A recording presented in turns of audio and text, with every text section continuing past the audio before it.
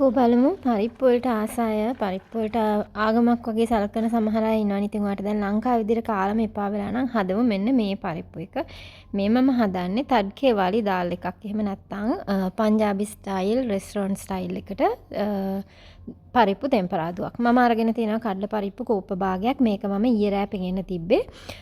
මේක ටිකක් මම ප්‍රෙෂර් කුක් කරනවට වැඩිය නිකම්ම ලිපේ තඹ ගන්න කැමති නිසා වැඩිපුර පොඟවලා ගත්තා. ඒ වගේම තමයි මේ වගේ දේවල් ධාන්‍ය වර්ග ටිකක් වැඩිපුර පොඟවලා අරගෙන උයා ගත්තාම අර දිරවන්න තියෙන අපහසුතාවය එහෙම අඩු වෙනවා.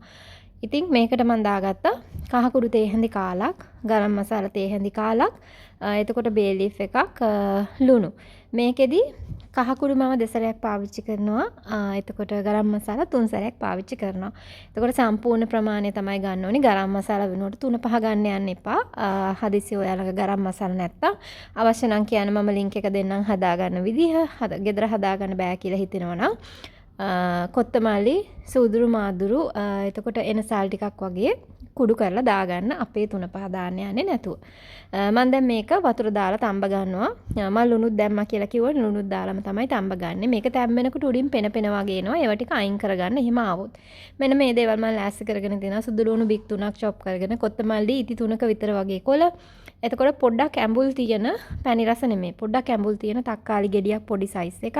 බීලුණු ගෙඩි භාගයක් අරගෙන තියෙනවා. ඔන්න වගේ දේවල් ලෑස්ති කරගෙන තියෙනවා වේලිච්ච මිරිස් කරලා.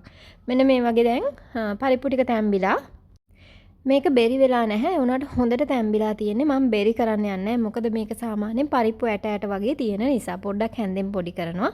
අර අපි ලංකාවේ වගේ බෙරි වෙන්නම හදාගන්නේ නැහැ. දැන් තමයි ඔන්න තඩ්කායක එහෙමත් නැත්නම් ටෙම්පරාදුව ටෙම්පරින් එක කරන්න හදන්නේ. තෙල් ටිකක් රත් කරගෙන ඒකට මම දාගත්ත සුදුරු ඇට තේ හැඳි භාගයක්. ඒත් එක්ක මම ඒකට එකතු කරගන්නවා. තියෙනවා නම් දාන්න. දැම්මොත් හොඳයි. මේකෙන් හොඳ සුවඳක් රසක් ඒ වගේම කෑම ජීර්ණයත් පහසු කරනවා කියනවා. තේ හැඳි කාලක්, පෙරුම් කායන් කුඩු, ඇසෆටිඩා එහෙමත් නැත්නම් හිං කියන නම් වලින් පිට රටවල් වල තියෙනවා. ලංකාවෙත් ඉතින් තියෙනවනේ. තියෙනවා නම් දාගන්න. ඒ දෙක ටික වෙලාවක් තෙල් එකේ සුවඳ වෙන්න බැදුනට පස්සේ දාගන්නවා සුදු ලුණු ටික.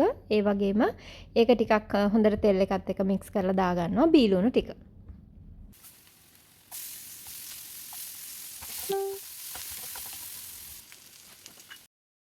ලුණු ටික ටිකක් තෙල් එකේ ටෙම්පරාදු වෙලාවට පස්සේ මම එකතු කරගන්නවා ආයිම ස්පයිසස්.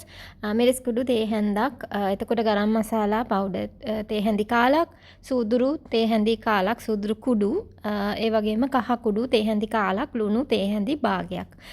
මෙතන මම ගන්නවා එකතු කරනවා අමු මිරිස්. ඒ අමු මිරිස් සැර නැහැ. ඉතින් ඒ අනුව තමයි මම මිරිස් කුඩු දැම්මේ.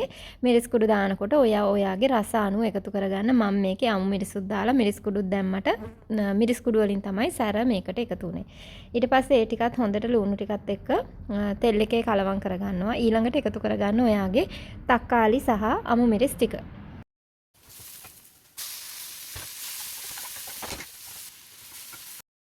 තක්කාලි මං කියවනේ පොඩ්ඩක් ඇඹුල් එකක් දාගන්න. පොඩි ඇඹුලක් එන්න තමයි හදන්නේ. තක්කාලි ටික මේ වගේ පොඩි වෙන්න ඉුවට පස්සේ දාගන්නවා වේලිච්ච මිරිස්. ඒකත් මම සීඩ්ස් අයින් කරලා තියෙන්නේ. මේ වගේ හැන්දෙන් තක්කාලි ටික පොඩි කරගන්න කෑලි ගතිය යන්න. ඊට පස්සේ අපේ ටෙම්පරාදුව ලෑස්ති. මේක අපිට දාගන්න තියෙන්නේ අපේ පරිප්පු එකට මෙන්න මේ වගේ තෙල් ටික පෑදිලා උඩින් ඇවිල්ලා තියෙනවා. ඒ ගානට ආවට පස්සේ අපේ පරිප්පු එකට මේක දාගන්න තමයි තියෙන්නේ. පරිප්පු එකට තව වතුර චුට්ටක් අවශ්‍ය නම් වතුර චුට්ටකුත් එකතු කරගන්න. පෑන් එකේ තියෙන දේවල් ටික හොඳට සම්පූර්ණයෙන් අරගෙන වතුර ටිකක් දැම්මොත් තව ටිකක් හොඳට විනාඩි 2-3ක් උතුරව ගන්න. එහෙම නැත්නම් මේ ටික දාලා කලවම් කරලා උතුරන්න පටන් ගත්තට පස්සේ ඔයාට ලිප ඕෆ් කරගන්න පුළුවන්. ඔක්කොම ටික කලවම් කරලා උඩින් දාගන්න තියෙන්නේ කොත්තමාලි ඉති 3ක විතර කොළ chop කරගෙන ඒකෙන් මේකට ලස්සන පෙනුමක් වගේම ලස්සන සුවඳක් ලස්සන රසක් මේ ඔක්කොම දේවල් ටික එකතු වෙනවා. ඒ වගේම තව තේ හැඳි කාලක් ගරම් මසාලා කුඩු එකතු කරන්න අමතක කරන්න එපා. ඔන්න ඔහොම තමයි. එහෙමනම් තඩ්කේ වාලි දාල් එක තියෙන්නේ. මේක ඉතින් පාකිස්තානි අය නම් පාකිස්තානියාගේ රොටි එක, එතකොට චපාති, ඉන්දියන් අය නම් සුදු බත් ඔය වෙජි තාලි වල එහෙම තියෙන දෙයක්. ඉතින් ඔයාලත් ඔන්න පොල් කිරි එහෙම නැති වෙලාවට විශේෂ රසකට පරිප්පු එකක් හදන්න කැමති වගේ හිතෙනවා නම් මෙන්න මේ රෙසිපි එක try කරලා බලන්න. thank you හැමදාමත් වගේ වීඩියෝ එක බලාගෙන හිටියට ඔයාලත් මේක try කරොත් මගෙත් එක්කත් share කරගන්න අමතක කරන්න එපා.